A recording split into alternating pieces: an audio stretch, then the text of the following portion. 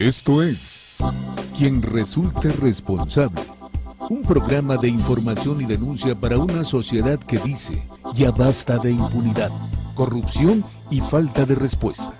Federico Mayorga y un grupo de profesionales de la comunicación presentan temas de actualidad, análisis y entrevistas a personajes de la vida pública. Quien resulte responsable. Periodismo de investigación, crítica y denuncia.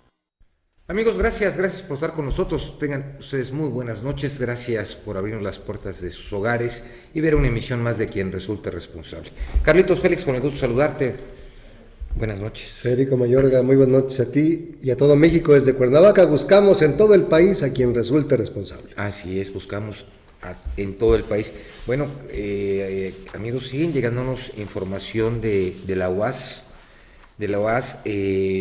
Aquí tengo, luego plateado, tengo aquí tu correo.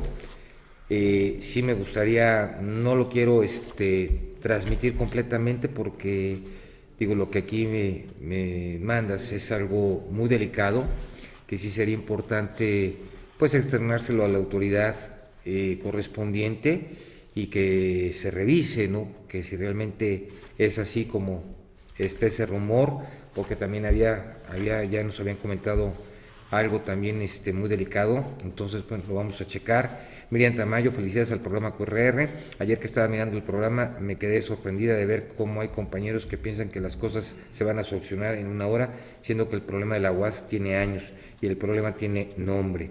Para los amigos conocidos como La Rata, nunca hablamos estado tan cerca del éxito y eso no hubiera sido posible sin el apoyo de QRR.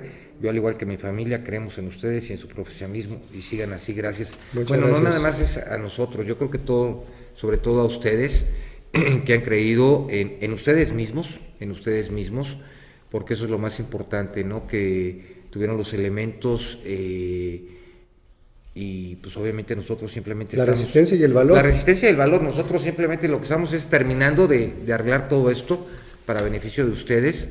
Y bueno, se tiene ya contemplado que en esos días, entre mañana y pasado, empiezan a salir los primeros cheques de los jubilados. Estamos nosotros por ir nuevamente a Culiacán para terminar de cerrar lo que falta, lo de las becas, lo de los administrativos, lo del estímulo, todos los temas. Todos los temas estamos, digo, obviamente ya también poniéndonos de acuerdo también con algunas autoridades para que vaya todo esto caminando. ¿No? Gracias a Ebert, a Mairolis, a Carlos Álvarez, a Claudia, a Manuel Villarreal, a Asper, gracias a todos, ¿no? Aquí dice, lágrimas de cocodrilos, lamentablemente sí, 4,000 muertos y cientos de heridos, esa magnitud de verdad fue muy fuerte. En el tema del sismo en Nepal, ¿no? De Nepal, de 7.9 grados en la escala de Richter, fue gravísimo. Espero no haya sido otro teatrito de Estados Unidos con su proyecto. No, pues esto no fue de un proyecto, lamentablemente. La naturaleza es la naturaleza y... La naturaleza responde a las agresiones. A las agresiones y vamos... Es un cuerpo vivo. Sí, claro, Carlos. ¿Tú crees que cuando se perfora la corteza terrestre en búsqueda de oro, de plata, de petróleo, no hay un reacomodo interno? Oye, y hablando ahorita, la temperatura global, claro, todo la tala de los árboles, de las totalmente. selvas, hay una reacción de un cuerpo vivo, tiene que ajustar internamente, sismos, tsunamis, calentamiento global, somos responsables, la basura, la contaminación, rompemos ecosistemas, por supuesto. El ecosistema lo estamos rompiendo, entonces obviamente la naturaleza es como todo, va tomando lo suyo. Sí. Digo, sí es muy lamentable porque ayer, antes de la entrevista que teníamos, yo lo comenté aquí, va a ser una situación como la de Haití. Sí. Y bueno, y lo que falta, ahorita hablan de más de 4,000 muertos, creo que hay 250 desaparecidos más, que tomó una nueva avalancha, otro campamento de excursionistas que hacen senderismo. Que ya querían salir. Sí, no, ya no pudieron. Trekking, el famoso senderismo. Así es, ¿no? Entonces ya obviamente...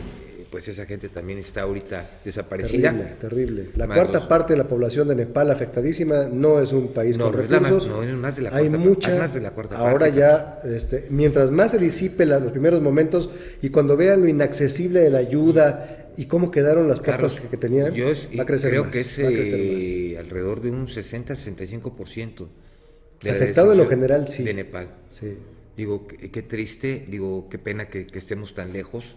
Digo, me encantaría que pudiéramos estar allá con cámaras y con micrófonos y tratar de ayudar a la gente después de lo que nosotros vivimos, como lo dije ayer, en el 85, que nos tocó vivencias nos marcaron. que no se pueden comentar, ¿no? Que no se pueden comentar. Carlos, a mí me tocó hacer toda la caminata, recorrer los lugares más extraños que se pudieron encontrar en ese sismo, y de veras ves a la gente, y cuando ya lo vives en experiencia, digo, afortunadamente lo estamos platicando, pero el ver todo lo que estaba pasando, el abuso también de algunas gentes. También hubo saqueo, también hubo ahí lo peor. Digo, me tocó llegar, estábamos nosotros cubriendo algunas cosas, llegar a lo que era el Parque del Instituto Mexicano del Seguro Social en la avenida Cuauhtémoc. Sí, hoy es Parque Delta esta plaza. Hoy es Parque Delta, exactamente, es una plaza. Carlos. Era un anfiteatro, era. Pero, Carlos, completo, Carlos. Digo, y las gentes que lo pudimos ver, que estuvimos ahí, digo, es impresionante. O sea, los hoteles, Tlatelolco, la colonia Guerrero, Regis, la colonia Roma. La zona centro. No. Carlos, es el algo multifamiliar que no... Juárez, yo tenía muchos amigos con los que crecí en el multifamiliar Juárez. Fueron. Es triste, ¿no? Lo que fue la Secretaría de Industria y Comercio en la avenida Cuauhtémoc, los televiteatros, digo, vamos, en Lázaro Cárdenas. Entonces conocemos, sabemos de sabemos del lo que impacto, realmente, ¿no? Vivimos esa tragedia, y de veras nosotros, gracias a Dios, podemos estar aquí platicándolo con ustedes, llegar a casa, tener un techo, pero en esos momentos, fíjate que yo creo que una de las cosas que me dejaron marcado, Carlos, en el año 85, fue ver la solidaridad de todos. No había ricos, no había pobres. Ante la incapacidad y la parálisis del gobierno, era uno solo. La sociedad respondió, Carlos. Veas gentes que iban de Las Lomas, que iban de la Herradura Tecamachaco, de otros estados, de Colonia del Valle, Boy de Scouts, diferentes estados de la República, de todos lados, Carlos. Clubes deportivos. Carlos, llevaban los sándwiches, llevaban leche, llevaban refrescos. ¿Te acuerdas de La Pulga? Aguas, sí. Efraín Sariñana, que fue de aquí de Cuautla. Uno sí. De los primeros topos reconocidos a nivel mundial. Que él empezó precisamente en Tlatelolco. Ajá. Acuérdate que Plácido Domingo, cuando se dedicó a hacer las obras de caridad, él lo quiso hacer directamente para que no pasara por las manos del gobierno. En aquel entonces ya había desconfianza. Miguel de la Madrid. Así es. Digo que yo creo que fue lo que les salvó realmente. Es triste, pero la tragedia del 85 fue lo que salvó el sexenio de Miguel de la Madrid. Mundial, ¿no? Sí, eso y el Mundial, pero fue lo que salvó, ¿no? Pero bueno, estamos ahorita en la línea nuevamente con la directora Oxfam México, Consuelo López. Consuelo, con el gusto de saludarte, buenas noches. Hola, muy buenas noches. Pues Consuelo, aquí preocupados porque nos siguen llegando notas de lo que está sucediendo, de la avalancha nueva, de cómo está creciendo lamentablemente el número de muertos, el de desaparecidos en Nepal. ¿Qué está pasando ahorita en esos momentos? Pues sí, efectivamente, a nosotros los informes que nos continúan llegando de nuestros equipos que están basados en Nepal y concretamente en Katmandú, siguen siendo también informaciones muy preocupantes, sobre todo porque también la capacidad para operar en las zonas afectadas es complicada. Estamos viendo ahora mismo como las redes de comunicación siguen estando muy congestionadas, son también de muy difícil acceso. Hay apagones constantes de electricidad dentro de lo que es el Valle de Katmandú, y esto hace que las condiciones para dar una respuesta eficaz y una ayuda eficaz a la población sigue siendo complicada. Todo el tema de aprovisionamiento para suministrar bienes y servicios está también siendo difícil, y verdaderamente el temor a las réplicas sigue siendo también una de las constantes que hacen muy difícil recuperar la normalidad en la operativa del día a día. Por otro lado, también nos informan nuestros equipos de que sigue habiendo una escasez de combustible en el mercado muy importante, lo que hace también los desplazamientos muy complicados. Así que de momento seguimos desde Oxfam intentando poner en marcha todos nuestros operativos. Hemos empezado ya a proporcionar agua y saneamiento a 2 de los campos, y nuestros equipos están haciendo también misiones exploratorias en nuevas zonas del Valle de Katmandú.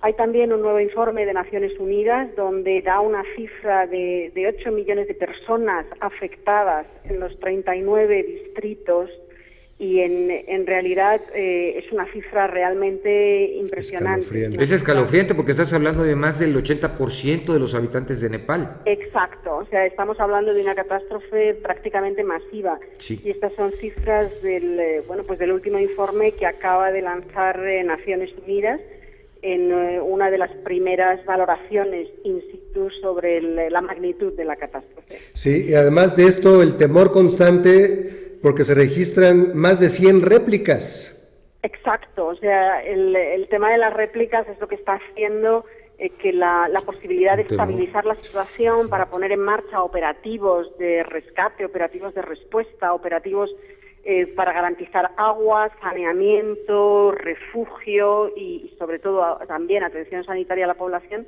está siendo muy, muy difícil y muy complicado, porque verdaderamente no acaba de estabilizarse la situación y esto hace que la población esté presa del pánico y con unas dificultades grandes para coordinarse y para realmente dejar espacio para que las organizaciones puedan dar la ayuda.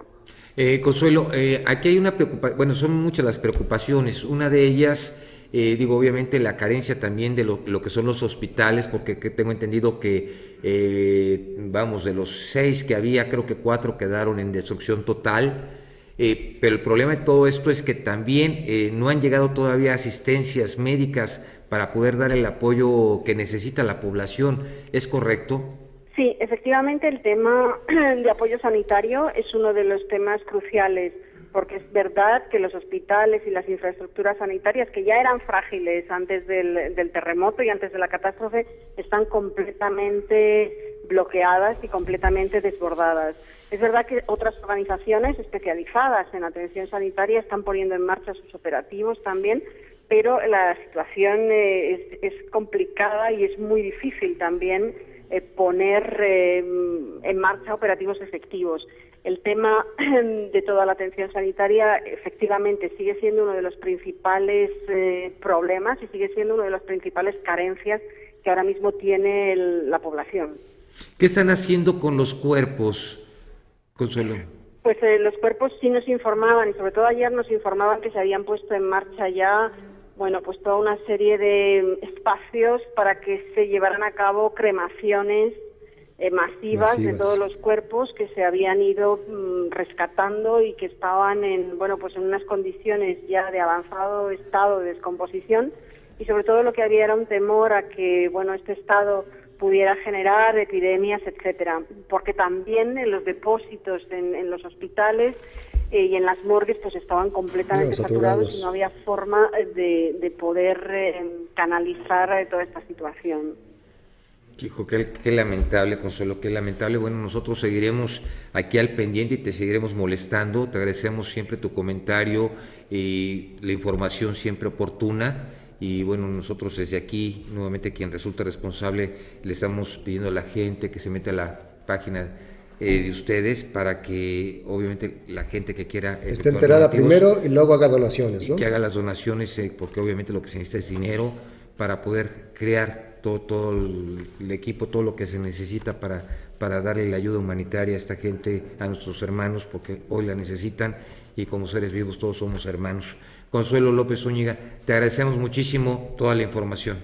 Muchísimas gracias a ustedes, muy buenas noches. Buenas noches. Consuelo Zúñiga, directora Oxfam en México. Los donativos dicen dinero en especie no sirve de nada, no hay forma de que lleguen, es más bien la reconstrucción, salir del estado de emergencia, evitar las epidemias, reactivar lo elemental, energía eléctrica para abastecer los hospitales, la pista de aterrizaje del aeropuerto. Los hospitales están... Los que están funcionando, hay clínicas de las fuerzas militares y de estados, países vecinos. Sí, bueno, pero esos llegan con plantas de luz y llegan con todo. Pero Carlos, ¿te das cuenta? Estamos hablando que el 80% de Nepal quedó destruido. Devastado.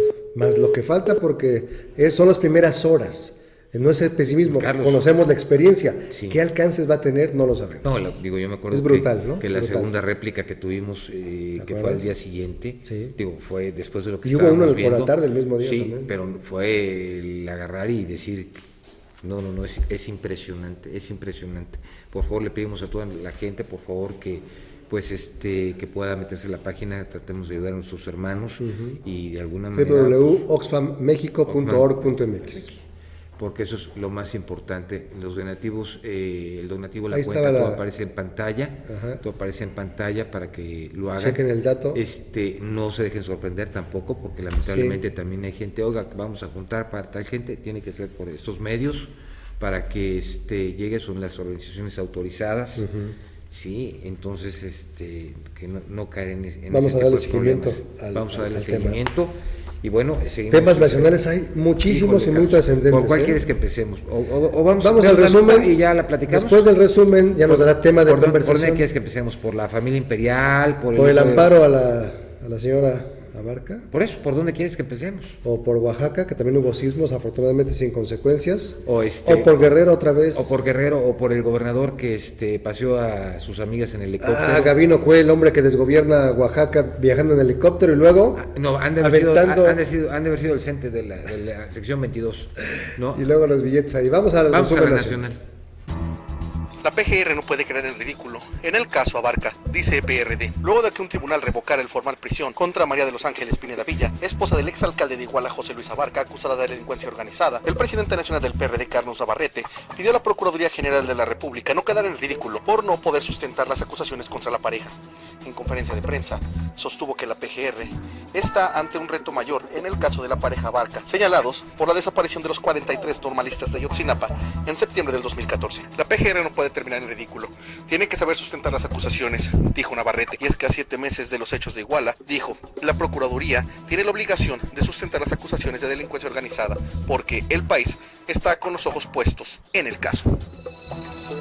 El Servicio Sismológico Nacional registró un temblor de 5.5 grados con epicentro en Oaxaca. Alrededor de las 14 horas de este día, el Servicio Sismológico Nacional reportó un sismo con magnitud de 5.5 en la escala de Richter. En su cuenta de Twitter, señaló que el temblor ocurrió a 23 kilómetros al noroeste de Matías Romero, Oaxaca. De acuerdo con el Sistema Sismológico Nacional, el sismo ocurrió en punto de las 13 horas con 56 minutos. De manera preliminar, había reportado que había sido de 6.6 grados. Por su parte, el gobernador de Oaxaca, Gabino Cue, informó que se activaron los protocolos de seguridad. El mandatario dio a conocer que el sismo fue percibido en las 8 regiones de Oaxaca y que se activó la alarma sísmica posteriormente a la actividad por su origen continental. En tanto, el jefe del gobierno del Distrito Federal destacó que el temblor no se percibió en la Ciudad de México. Afortunadamente, a pesar de la magnitud del sismo, no se registraron daños ni personas heridas, únicamente víctimas de crisis nerviosa. Vandalizan instalaciones de la Secretaría de Educación en Guerrero. Policías antimotines utilizaron gases lacrimógenos para relegar a egresados de diferentes normales públicas de las oficinas centrales de la Secretaría de Educación en Guerrero. Alrededor de las 12 horas, integrantes de la Resistencia Normalista Guerrerense, la expresión que aglutina profesores de 9 normales públicas de la entidad, llegaron a las oficinas centrales de la Secretaría de Educación Pública de Guerrero para tomarlas bajo su control. Desalojaron a los trabajadores y, una vez instalados en el lugar, lanzaron bombas molotov contra sus paredes de interiores, generando un incendio parcial en varias oficinas, en donde también quebraron cristales, y asimismo arremetieron contra el inmobiliario y el equipo de cómputo. Explicaron que la irrupción se debió al incumplimiento de compromisos que ya estaban afianzados con Salvador Martínez de Yarroca, titular del sector educativo en la entidad. Se trata de 116 profesores que acreditaron la evaluación práctica por el Ceneval, pero hasta el momento no han podido acceder a las plazas docentes. Solamente les han otorgado contratos temporales que ya vencieron, por lo que esta manifestación es por ellos, dijeron. Derivado de los incidentes, llegaron a este lugar policías antimotines y hubo un enfrentamiento donde no se reportaron heridos. Sin embargo, los docentes amagaron con acudir a más instalaciones y dependencias de Guerrero. Amigos, gracias por continuar con nosotros aquí en Quien Resulta Responsable. El PRD indica que la Procuraduría General de la República no puede quedar en ridículo en el caso de la familia imperial de los Abarca. Híjole, yo le preguntaría al PRD, pues eran sus candidatos, era su gente, eran amarillos, ya estaba la señora lista para ser postulada para buscar la presidencia municipal, ahora sí nos lavamos las manos, ¿y por qué no me hablan los perredistas de todo lo que pasó en Ayotzinapa? ¿Por qué no me hablan de todo lo que lamentablemente hemos visto y hemos vivido todos los mexicanos, de una tragedia de estos jóvenes desaparecidos, masacrados, asesinados, quemados? Entonces, digo, yo creo que es una doble moral. Esa es una de las cosas, Carlos, que a mí me duele mucho, me molesta mucho, la doble moral que manejan los partidos políticos. Es triste y es lamentable, pero si me permites, vamos a un corte y continuamos. Ayúdenos a dar con quien resulte responsable. Participe con sus comentarios en nuestro correo de voz. Síguenos en Facebook y en Twitter, @QRRTV, y en nuestro correo electrónico, quien resulte responsable, @hotmail.com. Regresamos a quien resulte responsable. Síguenos en Facebook y Twitter. Correo electrónico quien resulte responsable @hotmail.com. Amigos, gracias por continuar con nosotros aquí, quien resulte responsable.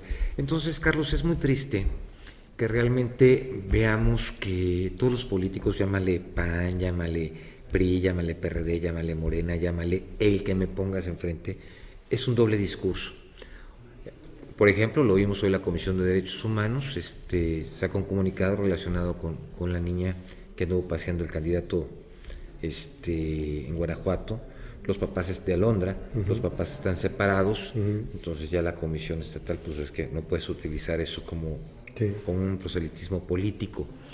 Vimos todo lo que sucedió con los Abarca, la situación de Aguirre, que nunca hizo absolutamente nada, al contrario, fue una omisión completa,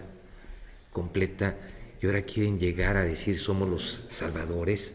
Digo, simplemente cómo estuvo la situación en Morelia con el PRD, con Godoy, con el hijo de Cuauhtémoc Cárdenas, vamos, y ahora ya se los olvida, y llega a Morelia, Fausto Vallejo, todo lo que se empieza, toda la pus que empieza a salir, digo, y hace todo esto, ¿no? Entonces, ahora, bueno, la señora tiene, obviamente, como toda persona, tiene derecho a un juicio, y el respeto a sus garantías. Al debido proceso. El reto de la autoridad es probar y comprobar el dicho y las imputaciones que le han hecho. Claro, pero vamos, es que aquí es muy importante.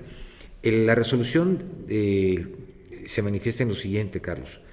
Tiene la libertad del juez, le hace algunos señalamientos que fueron cuestionados por la autoridad porque no están debidamente comprobados o manifestados, en este caso por el juez. Pero eso no quiere decir que obtenga su libertad, No. Digo, que el juez puede decir, la puedo dejar libre, pero estamos hablando de un proceso, Carlos, y no es un proceso el que tiene, son varios. Son varios. Claro. Sí, entonces, al final de cuentas, digo, faltan muchas cosas que aclarar, obviamente por la situación del proceso, muchas, pues obviamente nada más entre la autoridad y los abogados por parte del juzgado. En su momento hay algunas que pueden ser públicas, pero bueno, todavía falta, pero no es aquí tratar de agarrar y decir, yo, ahora PRD, quiero que tu Procuraduría General de la República, no quedes en ridículo, haz tu trabajo. ¿Y el PRD hizo el suyo, escogiendo sus candidatos? Pregunto. Mira, el tema Guerrero es una herida abierta en nuestro país. El tema de Iguala, de Ayotzinapa, se suma a años y años de abandono total, los municipios más paupérrimos de México, junto con Chiapas, ¿no? Están en Guerrero. La montaña de Guerrero es una zona desolada, es una zona de abandono, se ha lucrado con la pobreza. El propio cártel de la familia de Ángel Aguirre se enriquecía con la obra pública, con la ayuda humanitaria para Ingrid y Manuel, por ejemplo, esos fenómenos meteorológicos que afectaron tanto. Pero no es nuevo, el PRD, pero también el PRI, ¿cuántos años ha gobernado y administrado la pobreza? Por eso, lo mismo. Carlos, por eso yo digo, el último ingrediente político que me pongas. El último ingrediente es inconcebible en un Estado de Derecho, en un país de leyes, de justicia como el que aspiramos en México, que todos los días veamos desmanes, destrucción e impunidad de maestros en Guerrero, que vandalizan, que secuestran, que destruyen, que provocan de rezago educativo, que afectan al turismo, las fuentes de empleo, y no hay quien ponga un alto. Llevamos años viviendo esa circunstancia, gobiernos panistas, gobiernos priistas, no hay, deja otro gobierno municipal o estatal, el gobierno federal. Carlos, yo creo que hay una cosa que es importante. Sí, tienes razón, acuérdate que el gobierno federal, pues bueno, de alguna manera como tal tiene que actuar, pero el gobierno estatal es su manera de quitarse los problemas, ¿no? Es decir, viendo, viendo. Yo no puedo. Viendo. Pero si tú cometes un ilícito, Carlos, eres señalado, eres puesto a disposición. La falta más leve. Entonces, todo el rigor de la ley, ahí sí. La ley o es para todos o es para unos cuantos. ¿No? Digo, pregunto, porque la ley es para todos, ¿no? Así debiera ser. Entonces, pues esa es la pregunta que hacemos. Le hacemos esa es la pregunta. Un llamado al gobernador de Guerrero, porque lo que queremos ver es que se aplique la ley, porque hay daño, y no son, no son cacahuates, ya es Congreso, ya es 20, pues la sociedad cosas lastimada, la sociedad vulnerada, secuestrada. Carlos, ya basta. Por eso, tantos movimientos armados, las guerrillas, por la opresión, y no es justificar la vía de las armas. Por eso el hartazgo del pueblo, de la base, del campesinado, de los obreros, no es justificar, pero es entendible. Años de explotación y de abandono. Sí, pero lamentablemente te voy a decir una cosa. Nosotros como ciudadanos lo hemos permitido, Carlos. Mientras que no se modifiquen las leyes, mientras que no existe una revocación de mandato, mientras que no existe realmente una transparencia de cada uno de los servidores públicos que tenemos en los puestos, Carlos, las cosas no cambian. Yo aplaudo tu fe en el sistema, Carlos, y en las leyes, pero ¿dónde está la fuerza del Estado? La fuerza del Estado, no quiero decir represión, no quiero decir matanza, no. La fuerza del Estado mexicano para controlar una entidad federativa que forma parte del pacto republicano, Carlos, y proteger a la pobre población de Guerrero. Si el gobernador de los diferentes estados donde está sucediendo esto no hace nada. Sí, bueno, entonces asumes. Tantas veces que hemos escuchado desaparición de poderes, toque Carlos, de queda, hagan lo que tengan que hacer. ¿Se tiene que llegar a eso? Pregunto. Oye. Digo, ahorita yo creo que una de las cosas que están cuidando mucho, porque acuérdate que en 17 estados estamos en procesos electorales. Entonces yo creo que eso es lo que se está cuidando mucho. Imagínate, digo, todo lo que se está perdiendo en este año, la reducción que hubo de lo que es presupuesto. Digo, el barril, acuérdate que llegó a bajar más de los $40. Sí, entonces llegó a una reducción en todos los sectores. Salud, o sea, hubo un recorte. Seguridad. Pero vamos, hay lugares donde no puedes, pero hubo recortes a nivel general por esta situación. Y ahorita con un proceso electoral y con todos esos desmanes, ¿para dónde vamos? Esa es la pregunta. ¿A dónde vamos cuando hay 3 candidatos y precandidatos muertos en Guerrero?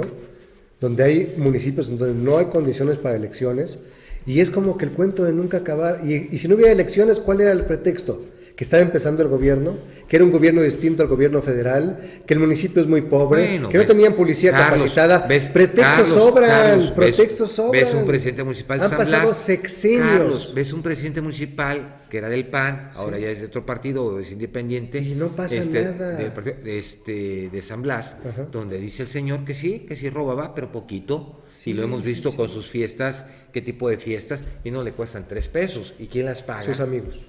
Carlos, pues ¿qué tipo de amigos? Pues, ¿quién tiene para pagar una fiesta de 15 millones de pesos y regalar coches? No, dice que no costaron 15 millones de pesos. ¿Cuánto costaba la bandita que llevó y el dinero que avienta como si fuera limosna al pueblo, ¿no? Como si fuera Robin Hood, ¿no? Qué lamentable, no entiendo. Bueno.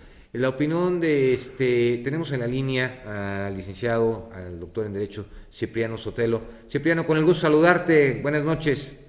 ¿Cómo estás, mi querido amigo? Bien, pues yo extrañándote porque ahora sí que buscándote, pero has andado de aquí para allá y de allá para acá. Eso me da gusto porque estamos teniendo una gente cada día mejor preparada y una persona que va a poder enseñarnos mucho dentro del nuevo sistema de justicia acusatoria adversarial. ¿Cómo has estado? Gracias, hermano. Pues fíjate, gracias a Dios, con mucha disposición de otros compañeros abogados de otros estados y países también hermanos, donde efectivamente han estado compartiendo algo de lo que ellos dominan ya por la temporalidad en el sistema de justicia oral y trayéndolo a Morelos, ¿no? Para compartirlo aquí con nuestros amigos litigantes, algunos fiscales y jueces, y la idea es fortalecer la justicia en Morelos y haciendo los esfuerzos, pero qué gustazo siempre poder estar con ustedes. Gracias, amigo, un abrazo. Cipriano, pues con un tema que es muy interesante, la situación de la resolución que se dio sobre el caso de la señora Barca. Pues ¿cuál es la opinión jurídica? Ustedes como juristas, ¿cómo ven esa resolución? Pues fíjate que estábamos nosotros escuchando cuáles fueron los pormenores que el juez federal consideró para otorgar ese amparo, y es única exclusivamente para efectos de que sean valoradas algunas probanzas que aportó la defensa de la señora Abarca.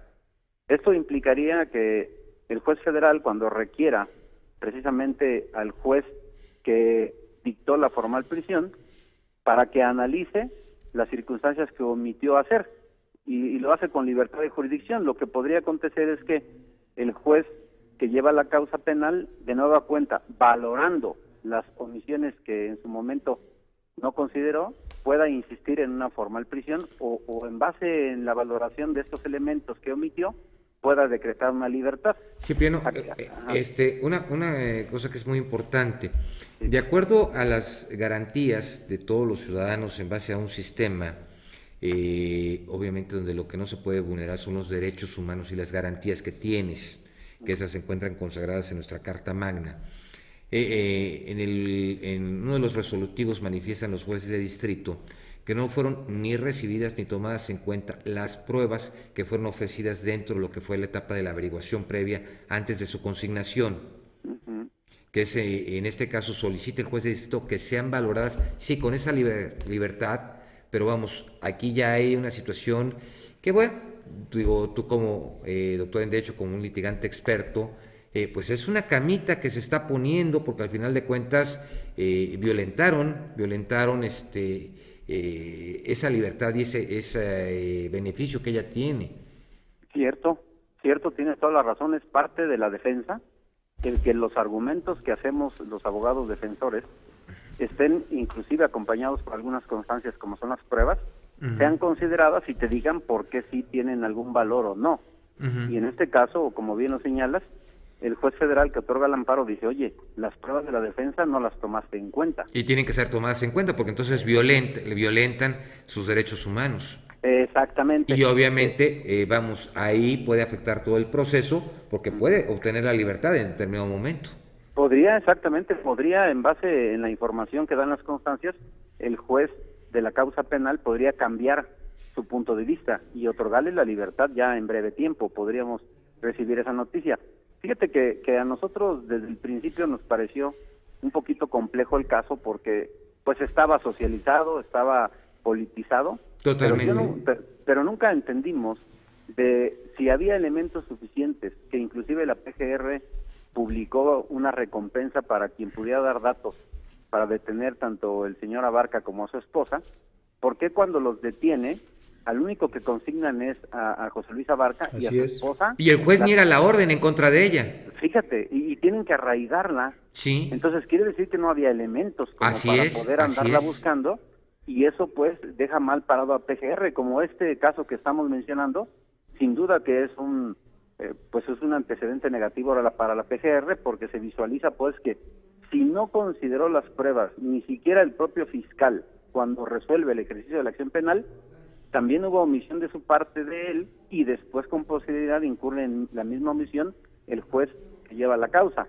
Entonces vamos a ver, como bien lo señalabas, cuáles serían las consecuencias de este mandato del juez de amparo. Sí, porque esto obviamente puede yo lo veo jurídicamente, y bueno, es la camita, porque posteriormente puede llegar esto hasta la Corte Interamericana por la violación a las garantías de los derechos humanos. Digo, ya tuvimos ahí un asunto muy claro, que fue de Florian Cassés, donde llegó la Corte y la Corte dijo, se ha violentado esto y vámonos, y aunque se hubiera sido responsable, la señora obtuvo su libertad. Digo, que posteriormente demandó, que también ya perdió esa demanda que había hecho de los tantos millones, pero aquí sí es importante, ¿no? O sea, el detalle tú que acabas de mencionar, y es cierto, recordándolo, que el juez de Distrito de Procesos Penales Federales, con sede, creo que fue en Toluca, negó la orden de aprehensión en contra de la señora, y que fue después cuando sí efectivamente la arraigaron, porque no había elementos. Otra de las cosas que es importante, ella no es servidora pública. Cierto.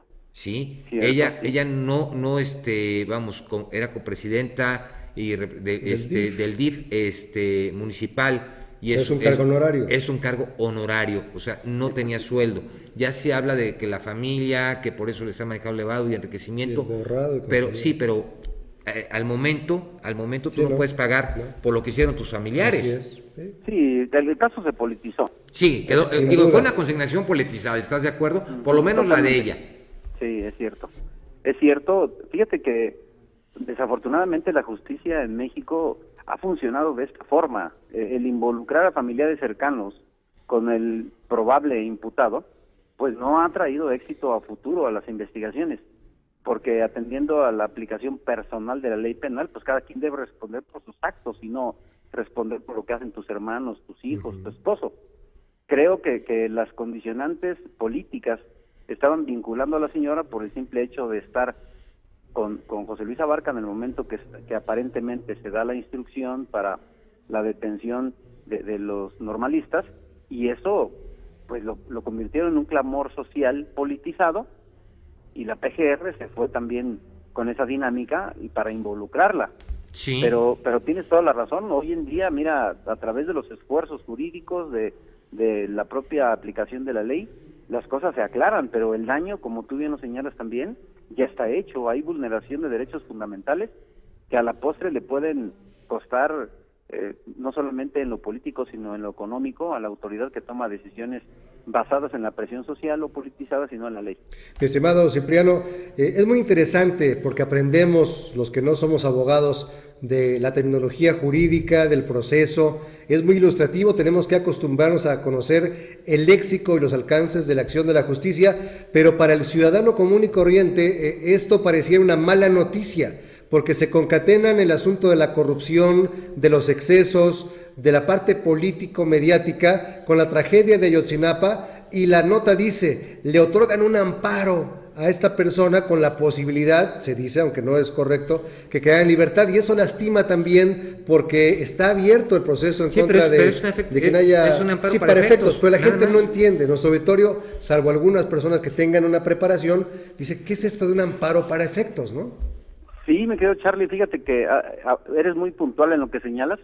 Cuando no se tiene mucho contacto con el léxico jurídico, a veces te vas con la finta. Sí. No dudo incluso quien pudiera estar pensando que el juez que otorga el amparo se corrompió.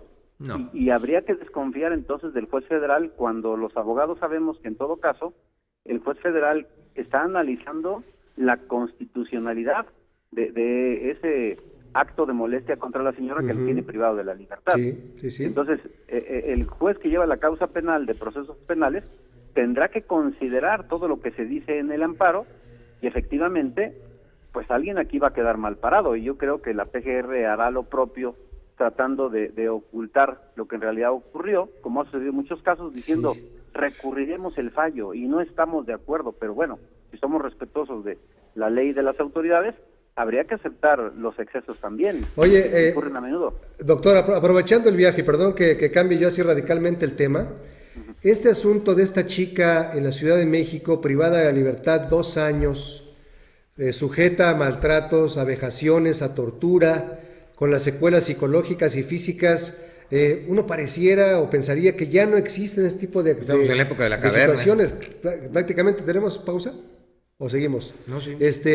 Tú que estás siempre muy enterado, la niña, porque es una niña de 20, 22 años de edad ya, ha regresado al lugar a ver cómo la tuvieron 2 años ahí, gente que le dio trabajo. Es un caso que ha consternado y conmovido la opinión pública. ¿Qué se puede configurar jurídicamente hablando para estas personas que la habían contratado y decían, como se portaba mal, pues por eso la pegamos y de plano la encadenamos para que pues ahí se quedara a trabajar día y noche, una comidita al día? Fíjate nada más.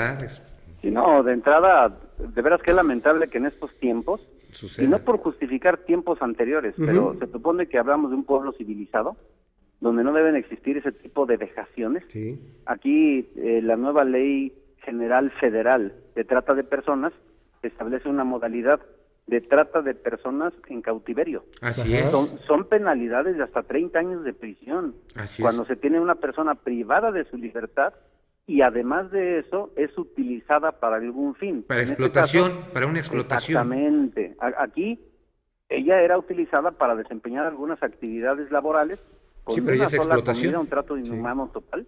Ya la PGR ahí se aplicó. Secuestro incluso, ¿no? No, porque no hubo dinero de por medio. Es privación ilegal y entra directamente, como lo manifiesta el doctor, en la postura ahorita con la nueva ley, pero no se da el secuestro porque no pidieron nada a cambio por su libertad. No se pidió el rescate como tal. Así es, y fíjate nada más qué manera, perdón la expresión tan tonta de perder también la libertad los propios familiares de los detenidos. Hay creo que 4 o 5 detenidos. 5, ¿no, doctor? 5 detenidos que podrían en breve tiempo ser condenados hasta 30 años de prisión por permitir incluso no solamente llevar a cabo actos tendientes a esclavizar a esta esclavizar, porque eso es la época de los esclavos, y esto realmente, pues vamos, ellos estaban en una planchaduría. ¿Me esperas un minutito en la línea, doctor? Con mucho gusto. Voy a un corte y regresamos con el doctor Cipriano Sotelo.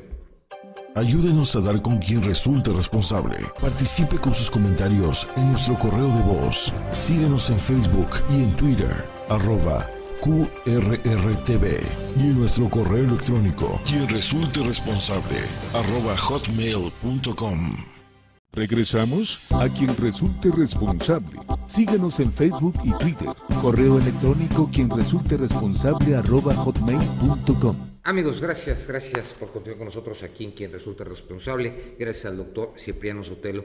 Doctor, otra de las preguntas que fíjate que me brinca, que lamentablemente ahorita está sucediendo mucho en las juntas de conciliación y arbitraje de diferentes estados de la República, que cuando se les ordena por parte del juez federal, pues obviamente que quedan los laudos firmes, agarran y siguen guardando el expediente y buscan esto, buscan lo otro, porque en ese momento hay un desacato a la autoridad federal de darle cumplimiento a los laudos. ¿Eso es un delito? Sí, por supuesto.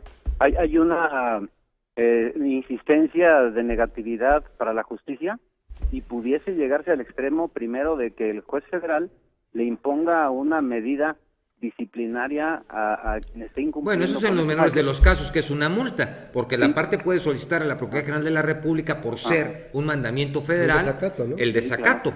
Sí, es lo que te iba a decir. Generalmente se inicia con una medida disciplinaria, un medio de apremio, que va con una multa, después se incrementa, después viene incluso una orden de arresto para el funcionario que no entiende, y después viene efectivamente la comisión de un delito de desacato judicial, una resistencia a un mandato, y se sanciona con pena privativa de libertad, y es delito federal. Así es. Es que fíjate que, Sammy, ya te confundí con tu hermano, Cipriano, fíjate que en algún estado de la República, te hablo de Culiacán, Sinaloa, varios trabajadores administrativos de las universidades y todo ganaron sus amparos.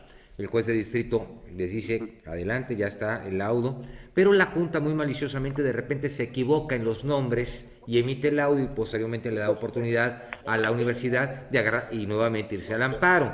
Que eso para mí, pues obviamente es un delito cometido en este caso por el presidente de la Junta de Conciliación y Arbitraje. No sé si estés de acuerdo. Sí, por supuesto. Fíjate que tomando un poquito de consideración en este tema, sí, yo creo, salvo tu mejor opinión, que ya se hace necesario una reforma en cuanto a la estructura de la autoridad laboral. Sí, claro, totalmente, porque juegan de acuerdo a sus intereses o a los intereses que tienen por parte de su gobierno. Es correcto. Entonces, mira, ¿por qué no incluir ya las juntas dentro de la estructura del Poder Judicial? Sí, claro. No es que sea el Poder Judicial también muy cumplidor, pero creo que hay un poquito de más control. Sí.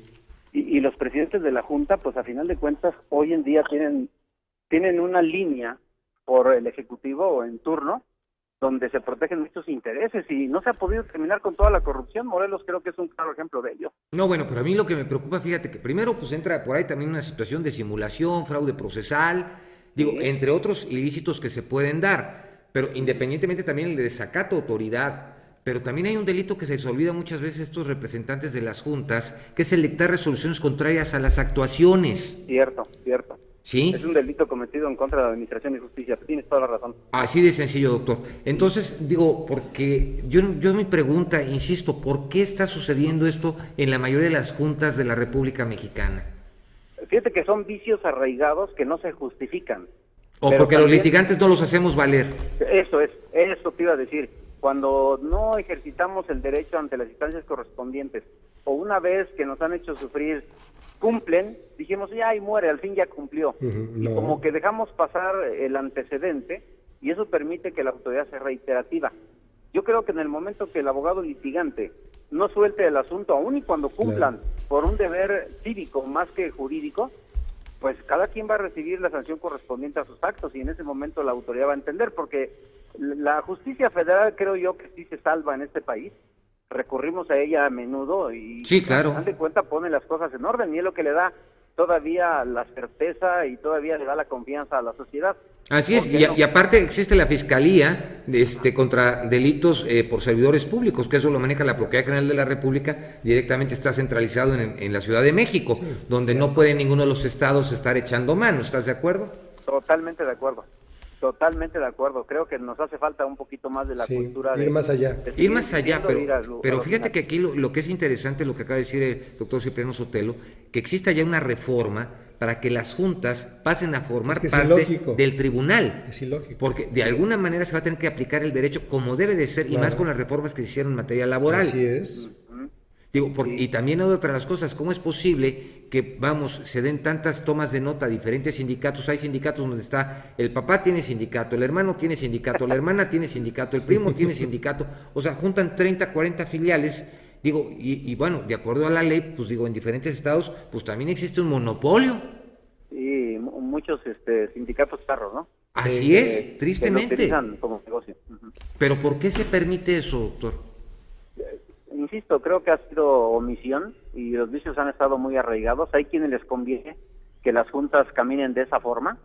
Fíjate que a diferencia del Poder Judicial, las juntas sí se han corrompido, creo yo, de manera más sencilla, a tal grado de que hay grupos de abogados que se apropian de las juntas. Sí. Debes recordar que el señor gobernador del estado decidió cerrar la junta de Cuautla y de Jojutla, sí, y se las trajo otra vez a Cuernavaca, que afectó a mucha gente, pero que era necesario en ese momento porque se detectó que había 2 despachos en cada uno de esos lugares que estaban en la... Eran los dueños de la Junta de Conciliación y Arbitraje de Cuautla, ¿eh? Eran los dueños. Mismo que estoy diciendo, eran los dueños y no pasaban ni un asunto si no era por sus manos. Así es. Entonces, mira, se deben tomar decisiones drásticas que desafortunadamente afectan al resto de la ciudadanía y bueno, pues ni hablar, ahora tienen que venir a litigar los laboralistas solo a Cuernavaca, pero por culpa de algunos cuantos.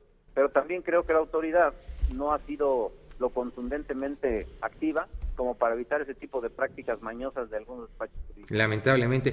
Doctor, ¿cuándo vienes al programa? Porque hay un tema, hermano, hay muchos temas interesantes que platicar contigo. Sí, ¿cuándo vienes? Siempre va a ser un honor.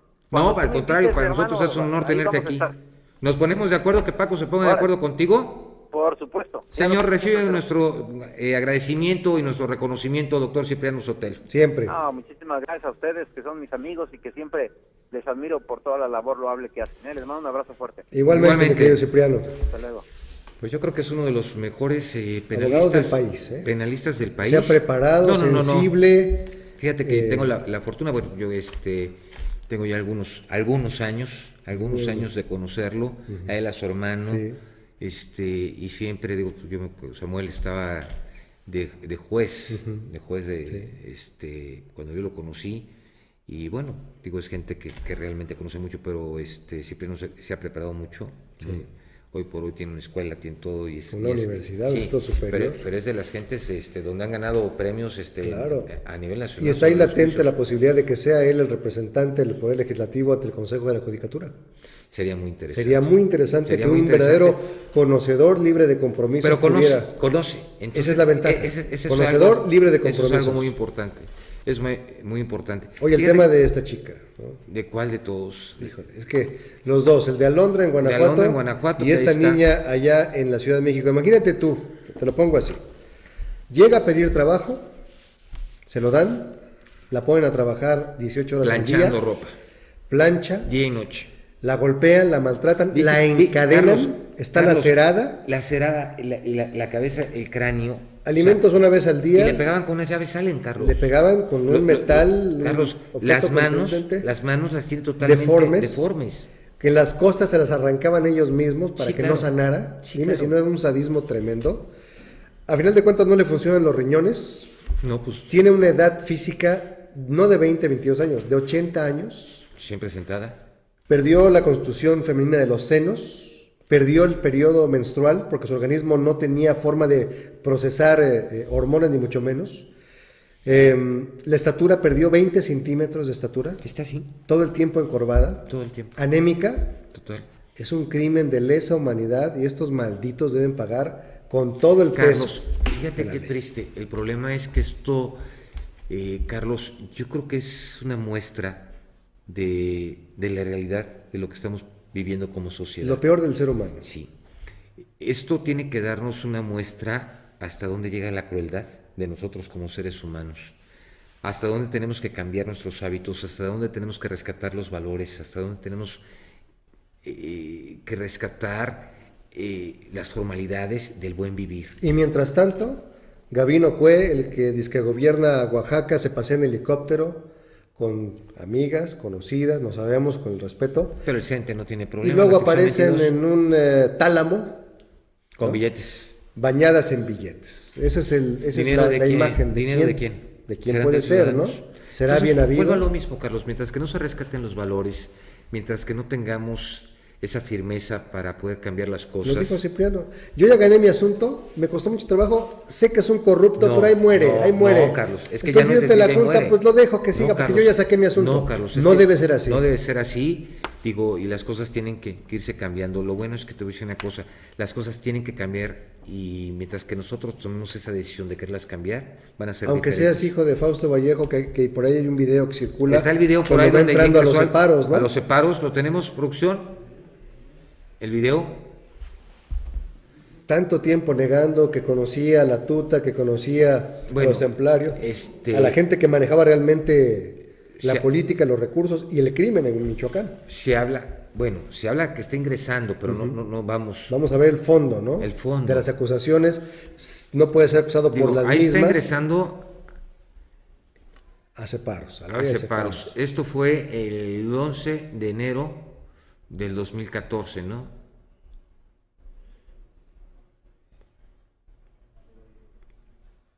Fausto Vallejo, gobernador priista de Michoacán, pide licencia por enfermedad, queda un interino, empiezan a circular videos y denuncias, ahí está apareciendo, de que había no solamente conocimiento, el trato personal que es inadmisible, no puedes fraternizar con las personas que tienen asolada a la entidad, y viviendo de manera social, y después acusaciones de que había protección a estos grupos criminales en Michoacán.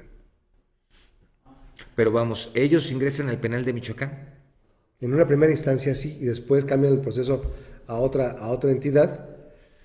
Lo relevante es que era hijo del gobernador Fausto Vallejo, que regresó al puesto después de un trasplante, que había negado tácitamente cualquier relación con el crimen organizado, y que se volvió un michoacanazo 2, ¿no? Ahora ya en época priista.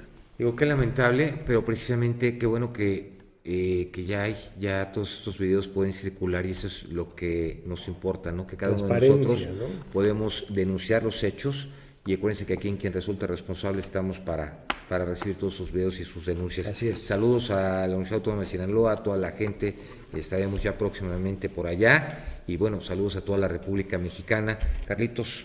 Que tengas buena noche. Qué buenas noches. Y ¿sabe qué? Tenemos que cambiar de actitud. Tenemos que luchar para ser diferentes y que México sea distinto. Buenas noches. Esto fue Quien Resulte Responsable. Periodismo de investigación crítica y denuncia sin censura.